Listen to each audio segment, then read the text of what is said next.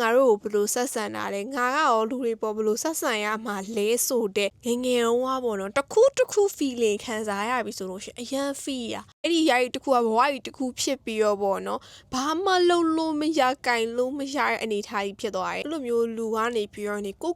အမြဲတမ်း self energy နဲ့အမြဲ fully ဖြစ်နေအောင်ဘလို့မျိုးကြည့်ယူလဲဆိုအရင်ဦးမိုးစာအုပ်ဖတ်ခဲ့ရပေါ့နော်အဲ့ဒီစာအုပ်တအုပ်ကကြတော့ဂယုမဆိုင်ချင်အမှုပညာပေါ့နော်သူစာအုပ်ကိုဖတ်လိုက်တာနဲ့လေလူတွေကငါတို့ကိုဘလို့ဆက်ဆံတာလဲငါကရောလူတွေပေါ်ဘလို့ဆက်ဆံရမှာလဲ feedback ကိုပြန်ရတယ်ပေါ့နော်ပြီးတော့ဒီစာအုပ်မှမဟုတ်ပဲနဲ့နောက်ထပ်စာအုပ်အများကြီးမိုးဖတ်ပါတယ်အဲ့ဒါကရွှေနှုတ်ကနေမိုးဖတ်လိုက်တယ်ပေါ့နော်ငါအတွက်ငါရှိတယ်ဆိုတဲ့စာအုပ်တအုပ်ကိုလည်းမိုးဝယ်ဖတ်ပူတဲ့အပြင်ကိုမှ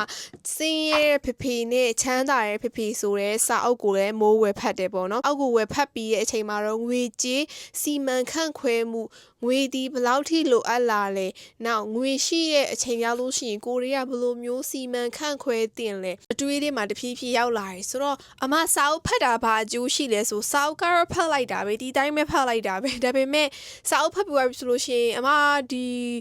နေ့စဉ် lifestyle မှာတော့မပေါ့နော်ဒါတခုလောက်ပွားပြီဆိုလို့ရှိရင်အကြောင်းအရာတွေအကုန်လုံးကမေ့သွားမယ်ဒီစာအုပ်ဖတ်ပြီးရင်လည်းမေ့သွားမယ်လို့ထင်တာ no စာအုပ်ဖတ်ပြီးသွားပြီဆိုလို့ရှိရင်လေဟုတ်တယ်လက်ရှိကိုဖတ်လိုက်တဲ့အကြောင်းအရာတွေကအခုချိန်မှာပြန်ပြောလို့ရှိရင်တော့တတိယချိန်ကောင်ရလေဒါပေမဲ့လေအုံနောက် memories ကအရန်ကိုမှလေနော်လိုအပ်တဲ့အချိန်တိုင်းဖတ်ကနေချက်ကနေကိုသူကထုတ်လွတ်ပေးနိုင်တဲ့ကြောင်းမဆိုလို့ရှိရင်ကွာအတွေးတွေကိုဒီစာအုပ်မှာဖတ်ထားတဲ့အတွေးတွေ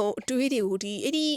လိုအပ်တဲ့အိနေရလိုအပ်တဲ့အချိန်ကြောင်းလို့ရှိရင်တော့ auto ထုတ်ပေးရပါတော့ဆိုတော့အဲ့ကြောင့်လေအဲ့ဒီချိန်မှာမှစာအုပ်ဖတ်တဲ့ feeling ကိုပိုသိသွားတာပေါ့နော်စာအုပ်ဖတ်ကြတာ